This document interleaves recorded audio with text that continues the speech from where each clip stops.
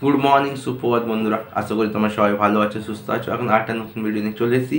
Video শুরু করার আগে একটা কথাই বলবো, যারা এখন আমার চ্যানেলটা সাবস্ক্রাইব করেনি প্লিজ সাবস্ক্রাইব করে দাও, কারণ স্পোর্টস ও সিনেমা সংক্রান্ত অনেক কিছু তথ্য, অনেক কিছু ভিডিও তোমরা এই চ্যানেলে দেখতে পাবে, তো প্লিজ সাবস্ক্রাইব করে দাও। এবার কথা বলছি বর্ডার গাভাস্কার ট্রফি যে প্রথম টেস্ট পার্টে চলছে সেটা নিয়ে। দেখো, গতকাল টেস্ট ম্যাচ শুরু হয়েছিল আর টিম ইন্ডিয়া টসে জিতে প্রথম ব্যাটিং করার সিদ্ধান্ত নেয়, কিন্তু ব্যাটিং করতে নেমে টিম ইন্ডিয়া ব্যাটিং সেরকমভাবে জ্বলে ওঠেনি, একমাত্র KL রাহুল ছাড়া। তো মাত্র 150 রানে টিম ইন্ডিয়া অল আউট হয়ে যায়। আর অল আউট হয়ে যাওয়ার পর টিম ইন্ডিয়ার অনেকে সবাই সমালোচনা করছিল কি আবার নিউজিল্যান্ডের সাথে ঘরের মাঠে যেভাবে আমরা পরাজিত হয়েছিলাম সেটাই কি আবার ফিরে আসবে, কিন্তু না। জসপ্রীত বুমরার হাত ধরে ভারতীয় বলাররা যেভাবে টিম ইন্ডিয়াকে কামব্যাক করিয়েছে ভাই, তার জন্য তো বানতা একটা। কারণ একটা কথাই বলবো কি, যদি এখনও অবধি যারা আজকে আপডেট দেখোনি বা এখনও টিভি খুলে দেখোনি বা মোবাইল চেক আউট করা হয়নি, তা বলে দিচ্ছি 150 রানের মধ্যে টিম ইন্ডিয়া 46 রানে লিড পেয়ে গেছে। অস্ট্রেলিয়াকে আমরা 104 রানে অল আউট করে দিয়েছি, বুঝতে পারছো? অস্ট্রেলিয়া ঘরের মাঠে 104 রানে আমরা অল আউট করে দিয়েছি।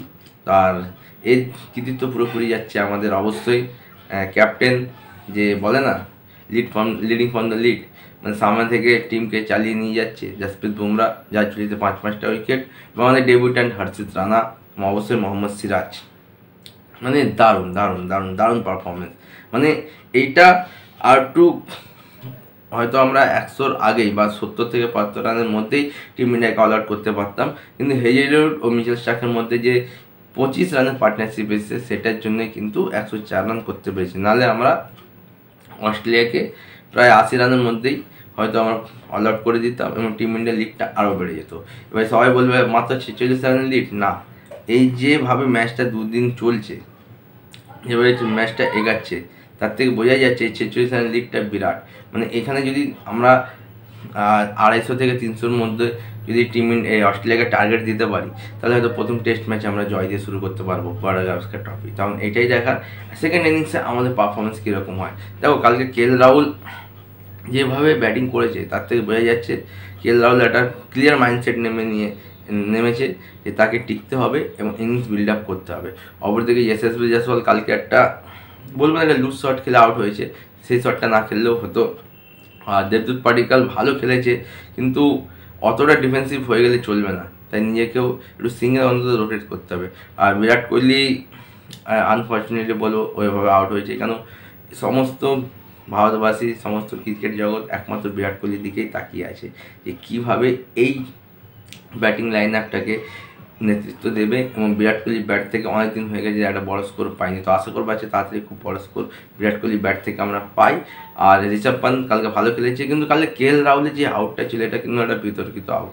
মানে থার্ড আম্পায়ার পুরো ক্লিয়ার বুঝতে পারেনি যে আদৌ ওটা এজ লেগেছে কিনা, কারণ স্নেকোমিটারও দেখা গেছে যে ব্যাটে একটা সাউন্ড এসছে, যদি ব্যাটে লাগে তাহলে ডবল সাউন্ড আসবে, কিন্তু সেখানে বোঝা যায় ক্লিয়ার একটা সাউন্ডই হচ্ছে, তো সেই আউটটা বিতর্কিত। তো অ্যাম্পায়ারদের সিদ্ধান্তটা ঠিকঠাকভাবে নিতে হবে। আর যে 46 রানের লিড, এখানে যদি টিম ইন্ডিয়া সেকেন্ড ইনিংসে 250+ যদি অস্ট্রেলিয়াকে টার্গেট দেয়, তাহলে আশা করবো বর্ডার গাভাস্কার ট্রফির প্রথম টেস্ট ম্যাচ আমরা হয়তো জিতে নেব, আর পারতে আরেকবার আমরা ইতিহাস সৃষ্টি করবো, কারণ এখনও অবধি 5টা ম্যাচের মধ্যে মাত্র একবারই আমরা পারতে জিতেছি। তো এই কী বলে স্ট্যাটসটাকে ভালো করতে হবে। তো যারা যারা এখনও দেখুন, যাদের ছুটি আছে প্লিজ টিভির পর্দায় চোখ রাখো, কারণ একটা খুব ভালো উত্তেজনাপূর্ণ আমরা টেস্ট ম্যাচ দেখছি। বহুদিন পর এই টেস্ট ম্যাচ আমি ফলো করছি, আর সত্যি দেখার মতো যেভাবে আমাদের বলাররা বল করেছে, বুমরা, সিরাজ, হর্ষিত রানা, অস্ট্রেলিয়ার ব্যাটসম্যানদের কাছে কোনো উত্তরই ছিল না। মানে মনেই হচ্ছে না যে অস্ট্রেলিয়া নিজের মাঠে খেলে, মানে অস্ট্রেলিয়াকে বহুদিন পর নিজের মাঠে এরমভাবে আমরা কাবু করতে পেরেছি। তো আপাতত এইটুকুই, চলো খেলা দেখো। টিম ইন্ডিয়া সেকেন্ড ইনিংস শুরু হতে চলেছে, তারপরে আসছি 8 নতুন মিনিট, ততক্ষণ টাটা।